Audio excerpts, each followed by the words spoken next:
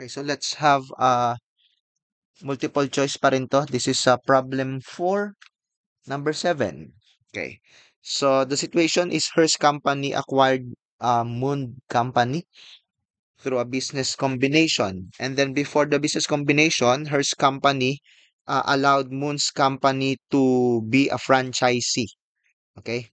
So this is an issue of uh reacquired right.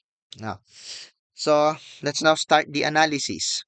According to the problem, the fair value of the contract, no, the franchise agreement at the date of the business combination is 336,000. But if you are going to value it using the arm's length transaction, no, that's what we call at market value. It's only 112,000. So the 224,000 is attributable to the unique provisions of the contract between the two. So that's the off market. Now, which will not be realized upon settlement of the contract. No, kasi marirealize mo lang yan kapag nagpatuloy yung contract. But since the contract will be settled upon business combination, then the off-market value will not be realized anymore. So that will be considered as um, loss. Okay? So so this is a loss as far as Hearst Company is concerned because the problem states that the situation, no, is unfavorable to Hearst. So that's 224,000 loss, no.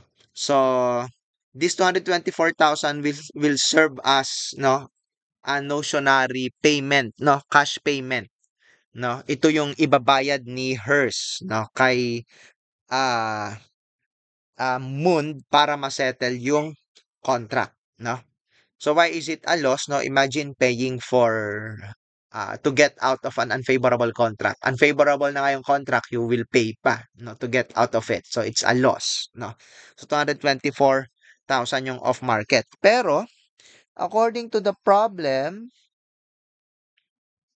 hindi pala, no, wala pala ditong provision for uh, penalty or any cash payment. So this is the loss. Kaya lang um Hearst Company uh has a recorded deferred liability relating to this contract. So that will be an adjustment to the loss. So you paid 224,000 to extinguish a liability amounting to 280,000. So since you extinguish the liability at a much lower price, no? So the difference will be treated as a gain. So um there's a gain on settlement, no, na 56,000. And then let's continue to compute for the goodwill. So we start, of course, with the cash paid to Moon na 2,800,000, but not everything is related to the business combination because this 224,000 here will be treated as payment for the pre-existing relationship. So you deduct that from 280. So the cash paid for the business combination is 2,576,000. There will also be an adjustment to the fair value of identifiable assets acquired. So initially, it's valued at 1,960,000.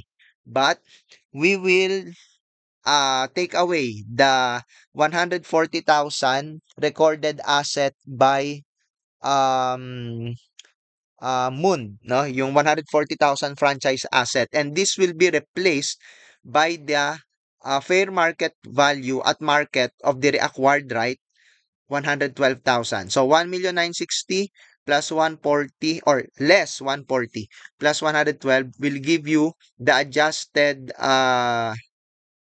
net identifiable assets at fair value, 1,932,000. So comparing that to 2,576,000 will give you a goodwill of 644,000. So our answer is letter C.